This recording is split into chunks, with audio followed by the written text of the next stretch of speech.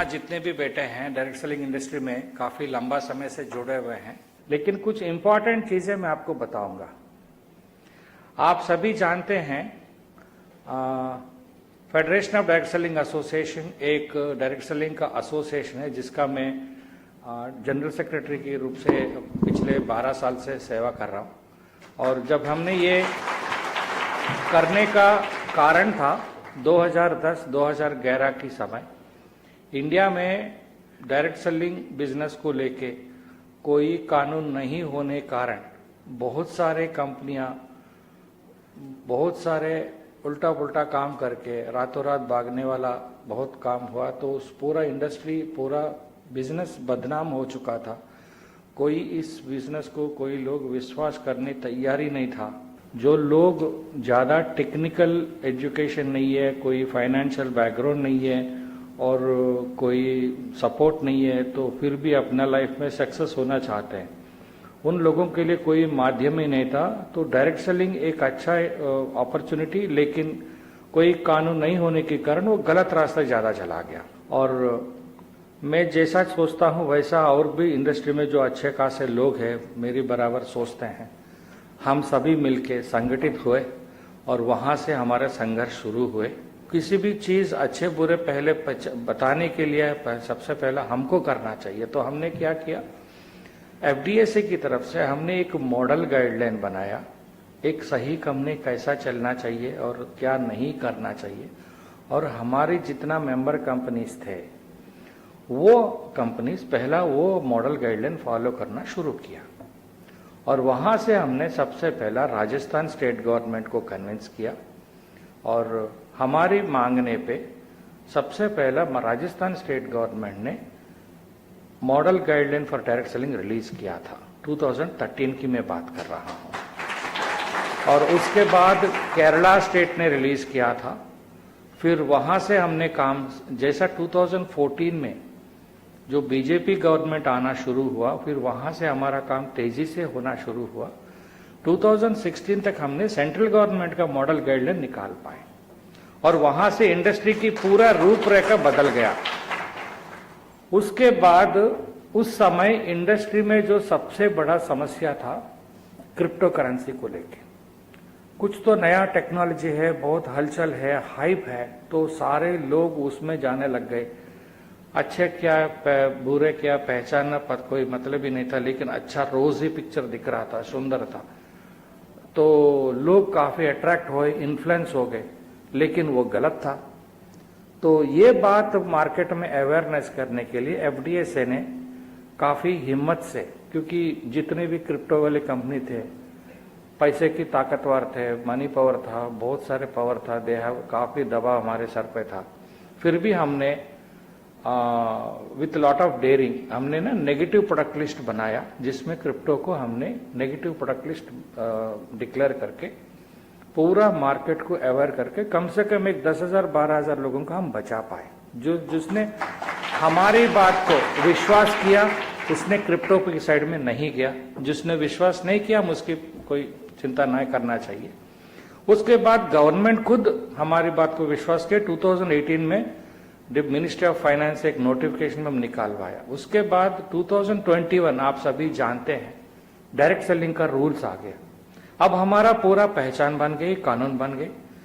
Direct selling subject में, direct selling business में 3 लोगों की भूमिका है।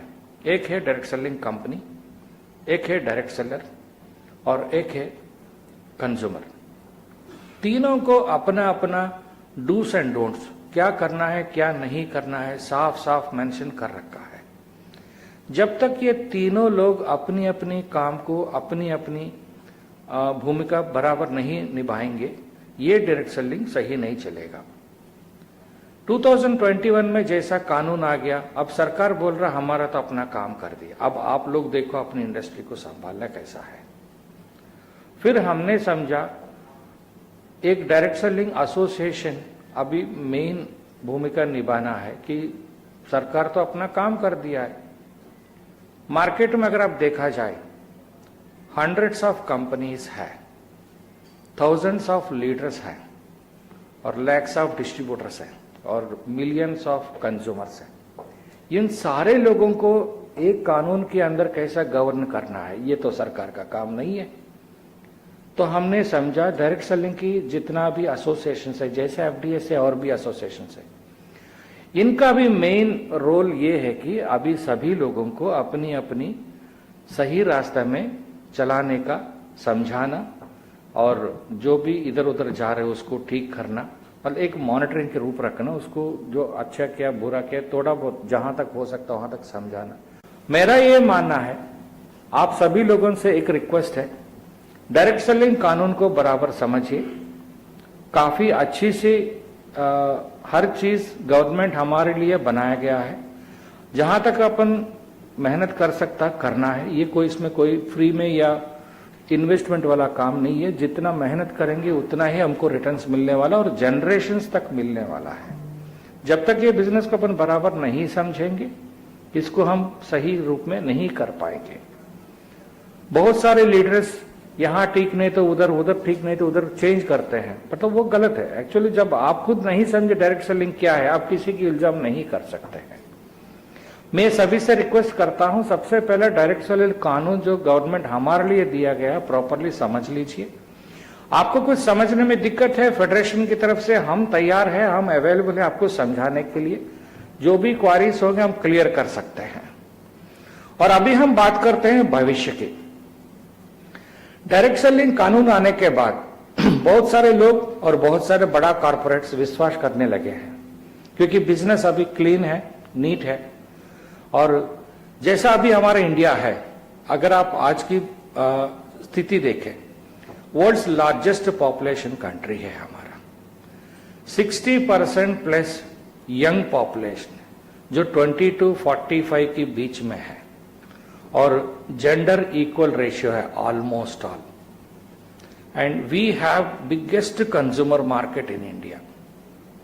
लेकिन डायरेक्ट सेलिंग का बिजनेस रेशियो अगर आप बाकी देशों से देखा जाए, हमारी एक स्टेट का पॉपुलेशन से कम है मलेशिया जैसा, सिंगापुर हो गया, या आप एक साउथ इंडिया की शेप हो सकता है कनाडा, हमसे 10 गुना ज्यादा बिजनेस कर रहा है। इंडिया में अभी पेनिट्रेशन केवल 5% ही हुए हैं। तो 95% मार्केट हमारे लिए अवेलेबल है और लोग चाहते हैं नया नया बिजनेस अपॉर्चुनिटीज। अगर सही कंपनी सही प्रोडक्ट ऑफर कर सकता है, we can do a big business. मैं आप सभी से एक अच्छे से विषय बताना चाहता हूं। एक big business may not be a good business, a good business need not be A big business. जब तक आप ये बात नहीं समझेंगे, आप शांति से काम नहीं कर सकते। आप समझने की कोशिश करिए। और इस विषय से मैं आज समाप्त करना चाहता हूं। इस मौके देने में मैं काफी संतुष्ट हूं। शर्मा जी, बहुत बहुत धन्यवाद। Thank you.